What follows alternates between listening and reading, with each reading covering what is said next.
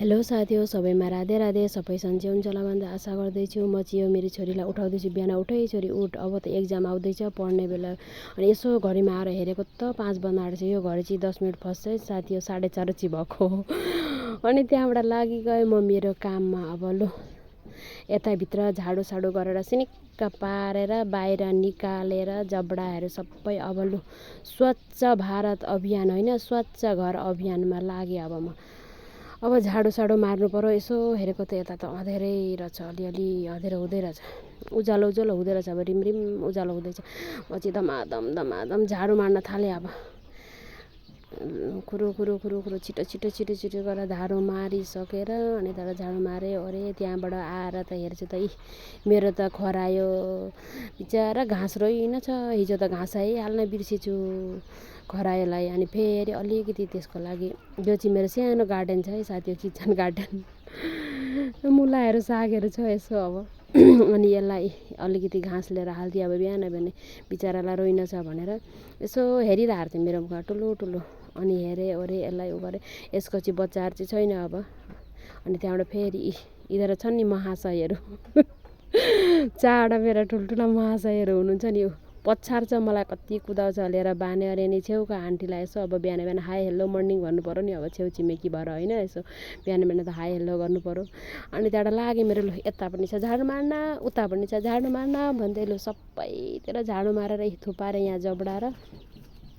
All-round झाडु मारेँ घर वरिपरि। अनि आएर यसो गौमाताको दर्शन गरेर लौ है लक्ष्मी माता आशीर्वाद दिनुहोस् हामीहरूलाई भने। त्यहाँबाट हाम्रो दाजु पनि लाग्नुभयो अब पानी लिनतिर। गाईलाई अब यसो दाना पानी खुवाउनु पऱ्यो नि त अब बिहान होइन, तातो पानीमा। अनि म पनि नुहाउन जानु पऱ्यो अब।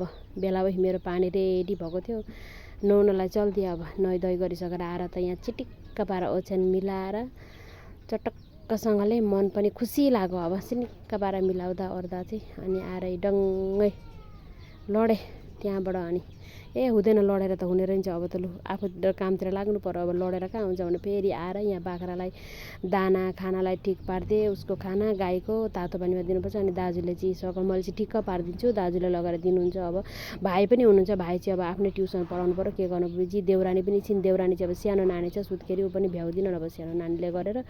अनि यता दुध तताउँदैछ साथीहरु नै मजाले उमाल्दैछु नि। अब कतार लाग्ने गरी दर घिउ निकाल्नु पऱ्यो नि त। अनि यता नास्तामा बनाएँ मैले चाम्रे। आजलाई अब यही खाने हो।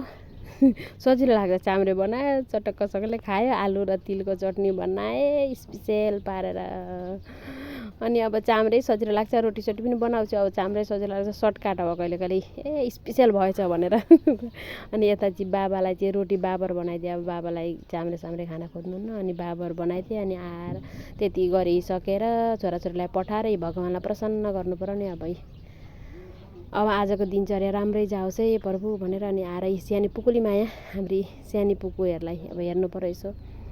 अनि नास्ता रेडी भएको थियो, नास्ता गरेँ ओरे मैले त्यहाँबाट। अनि पुकु मायालाई हेरेँ ओरे, मायाका पोकाहरूलाई के गर्नु, यस्तै हो संसार साथी हो, संसारी माया विचित्र भनेको पारा छ के। अनि त्यहाँबाट आएर अनि श्रीमान आफ्नो श्रीमानसँग यसो हाई हेल्लो गर्नु पर्यो नि, नभए त भुलेछ नि मेरो श्रीमतीले मलाई भन्न थाल्नुहुन्छ भने यसो हाई हेल्लो गर्नु पर्यो श्रीमानसँग भनेर।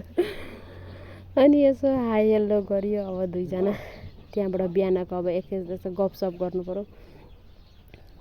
अनि तर हाई हेल्लो गरेर आजलाई यति नै। मेरो भिडियो के कस्तो लाग्छ तपाईँहरूलाई कमेन्ट गर्नु।